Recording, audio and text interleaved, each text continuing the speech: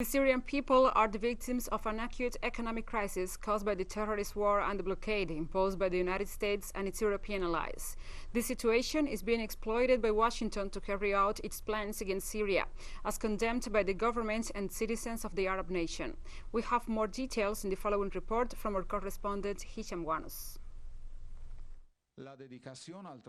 Commitment to work, solidarity, dignity, determination and devotion to life and the homeland define the daily efforts of the government and citizens of Syria in the face of a scenario marked by inflation, rising prices, lack of electricity, shortages of fuel, medicines and other basic needs.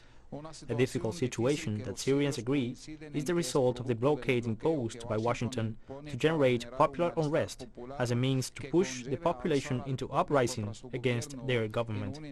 an attempt to achieve what they have failed to do through the use of terrorism, military intervention and the occupation during the last 10 years of terrorist war imposed on the Arab nation.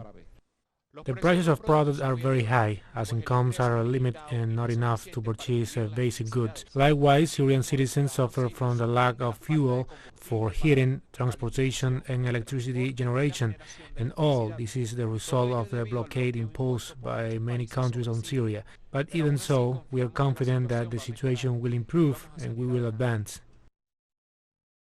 Little by little, we can overcome the crisis because during the war, the situation was catastrophic and we have managed to triumph. And now, with work, dedication and solidarity, we can overcome the effect of the blockade and frustrate the evil plans of the United States. At the same time, Syrians denounce that the United States is using the difficult humanitarian situation as a source of pressure on the United Nations and its Security Council to approve a draft resolution to extend the mechanism for cross-border traffic approved in 2014 for one more year, which expires on July the 10th of this year.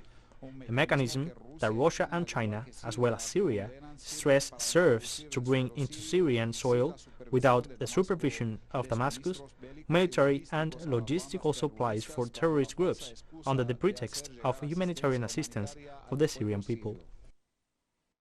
Syria's allies are opposed to the approval of this resolution by the Security Council, so we are confident that pressure from the United States will not be effective, as our allies will defend the sovereignty of Syria, since in this diplomatic battle they are also defending their own sovereignty and their common interest with Syria.